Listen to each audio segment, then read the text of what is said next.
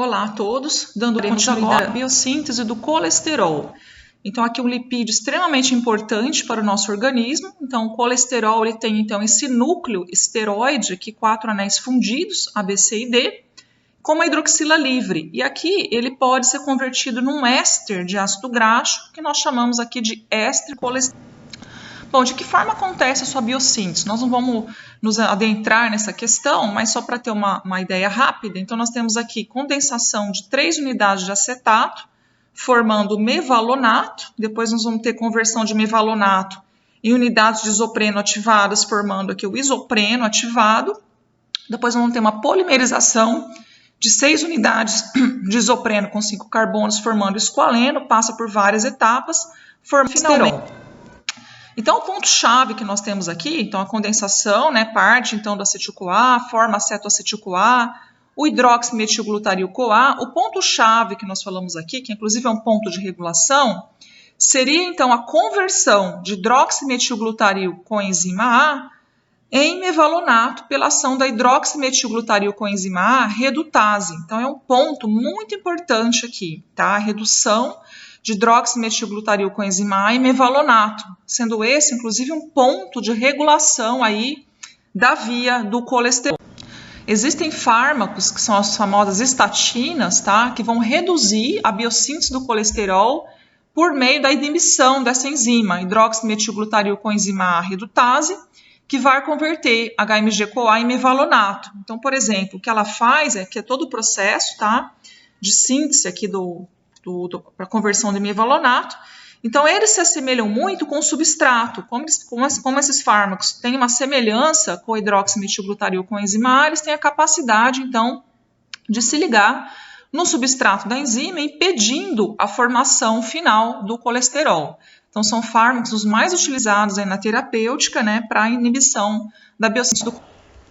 Bom, quais são os destinos do colesterol que nós temos, tá? Então, nós temos aqui, eles podem ser convertidos aqui em éster de colesterol por uma enzima, né, colesterol-aciltransferase. São precursores para hormônios, né, hormônios lá, os esteroides. São precursores para ácidos biliares, formação aqui dos hidroxiesteróis. Então, o colesterol, ele tem uma função muito importante no nosso organismo, para a biossíntese também da componentes de membranas, tá? São essenciais. E como é que eles são transportados, né, ao longo do nosso organismo? Como nós já falamos, existem as lipoproteínas plasmáticas, então, que vão fazer o transporte desse colesterol, bem como de outros lipídios, como os triacilgliceróis. Então, em ordem de densidade, as menos densas e as maiores são os quilomicrons, que são ricos em quem? Principalmente em triacilgliceróis. Nós temos as VLDLs, que são as lipoproteínas de muito baixa densidade, vão conter também triacilgliceróis, vão ter os ésteres de colesterol, fosfolipídios, colesterol. Quanto mais hidrofóbico for esse lipídio, por exemplo, os ésteres de colesterol e os triacilgliceróis vão estar mais na parte interna. Na parte mais externa dessas lipoproteínas, nós temos mais componentes que são mais hidrofílicos. Por exemplo, os fosfolipídios e o colesterol não esterificado vai estar mais na parte externa. Aqui o LDL, lipoproteína de baixa densidade, e aqui o HDL, lipoproteína de alta densidade, que tem menos composição aí de...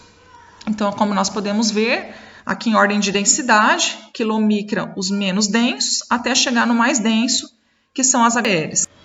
Como nós já vimos visto em aula passada, o processamento dos lipídios da dieta, então nós temos que aqueles ácidos graxos que vêm da dieta, eles vão, os lipídios que nós ingerimos aí, né, triacilgliceróis, colesterol, enfim, ácidos graxos, vão ser inicialmente emulsificados por sais biliares, para quê? Para que as lipases intestinais possam agir sobre degradar esses triacilgliceróis. Uma vez que eles são degradados, então, em ácidos graxos livres, eles são absorvidos aqui na mucosa intestinal e são empacotados na forma de quilomicrons. Então, os quilomicrons carregam esses triacilgliceróis aqui, que pela ação da lipase lipoproteica ativada por ApoC2, que está no quilomicron, libera ácidos graxos livres, que vão ser transportados por albumina e finalmente, então, utilizados aí como combustíveis, principalmente a nível de músculo, né? Ou então vão poder esterificados novamente para ser armazenados na forma de triacilgliceróis.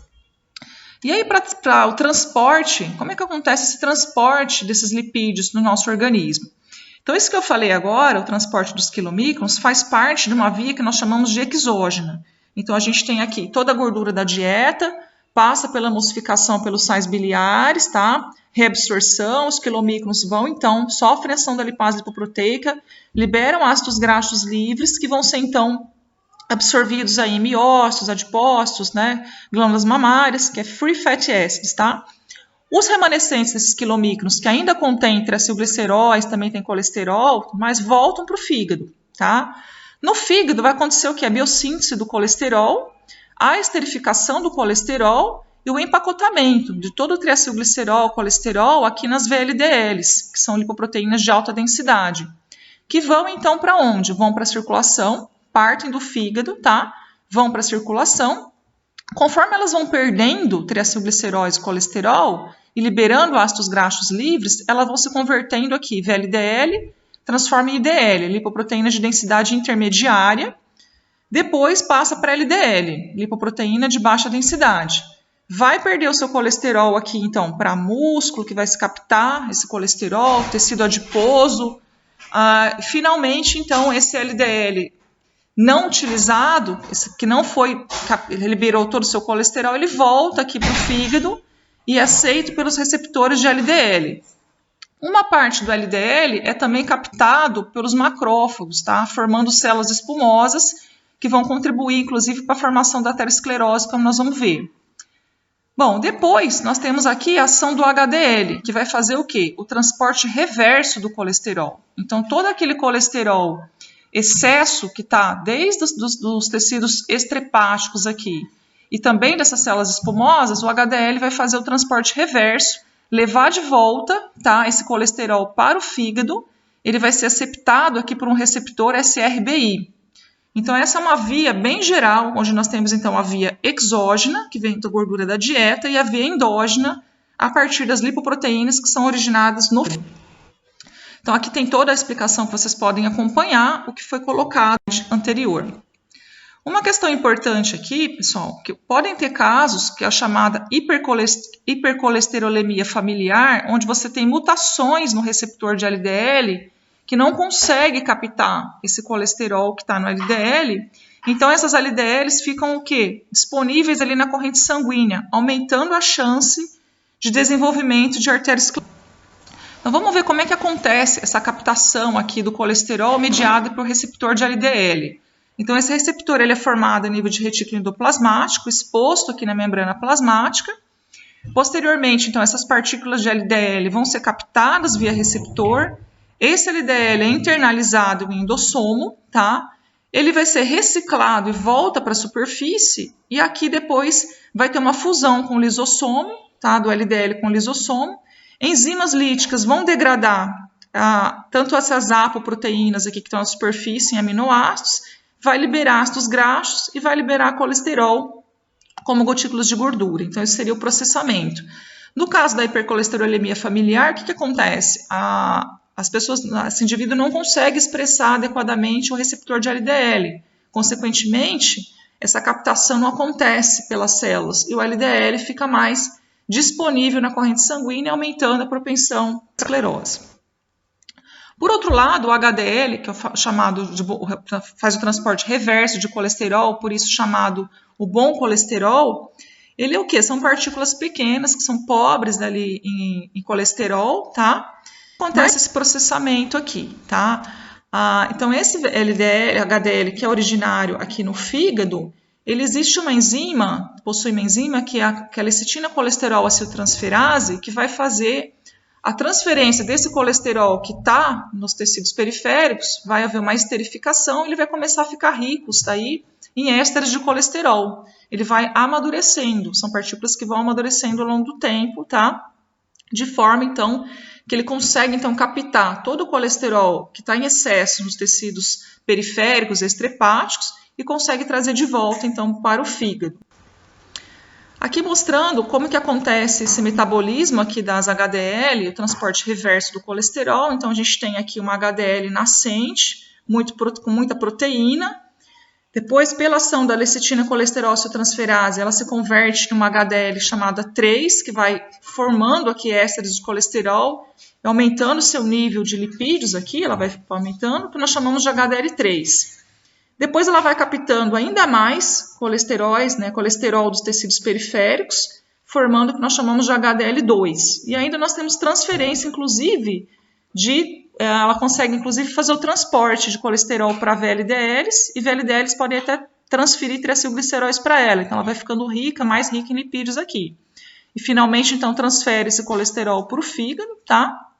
Voltando, então, novamente depois para fazer o seu papel de captar, né, esse excesso de colesterol periférico e levar de volta para o fígado. Aqui nós temos um receptor chamado um transportador chamado BCA1, que faz o transporte desse colesterol livre para essas partículas de HDL. Aqui o processo da formação das placas ateroscleróticas, só para nós observarmos. Então, quando nós temos lipoproteínas de LDL que começam a ficar parcialmente oxidadas aqui na parede dos vasos, isso estimula um processo que nós chamamos de processo inflamatório aqui. Então, vão sendo recrutados moléculas, células do sistema imune, que são os monócitos, vão adentrar na circulação, passar para o tecido e formar macrófagos, que vão começar a captar esse excesso de lipídios, formando células espumosas. Então, eles vão ficando cheios de gotículas lipídicas aqui. E aí, vão se acumulando aqui, até que chega um momento que elas sofrem um processo de apoptose, que é uma necrose do dano tecidual, e as pequenas partículas aqui, essas placas, podem se disseminar, inclusive se acumular em algum vaso pequeno, provocando provavelmente um acidente vascular cerebral, ou mesmo um dano vascular. Então, esse é mais ou menos o processo de formação das placas, tá? Onde nós temos o papel fundamental aqui das células esponjas. Aqui mais uma explicação que você... Tá? Então, no caso, esse transporte do colesterol por HDL, ele vai se opor à formação de placa e da arteriosclerose. Tá? Por quê? Porque ele vai captar essa gordura das células espumosas, tá? Transportando, então, novamente para o fígado. Isso dificulta, então, a formação aí das placas de arteriosclerose. Aqui é mais ou menos como é feito esse transporte. Então, aqui é uma célula espumosa, nós temos os transportadores que liberam essas partículas lipídicas, vão então para a HDL, né, que faz então esse transporte de volta aqui para o fígado, captando via receptor de SRBI. Existem casos que são doenças genéticas que não apresentam esse transportador. Consequentemente, eles não conseguem fazer o transporte desse excesso de lipídios de volta para a HDL. Então, é uma doença genética, onde a pessoa tem uma deficiência de HDL, tá? E isso leva a um comprometimento aí também, desse transporte reverso. Aqui, novamente, então, a captação, aqui, VLDL-LDL, né? Que nós mostrando aqui para o receptor de LDL. Então, mostrando essa ação conjunta de HDL e VLDL. Importante mostrar que tem essa transferência de lipídios entre um e outro. Bom, com isso nós terminamos esse vídeo. Muito obrigada a todos.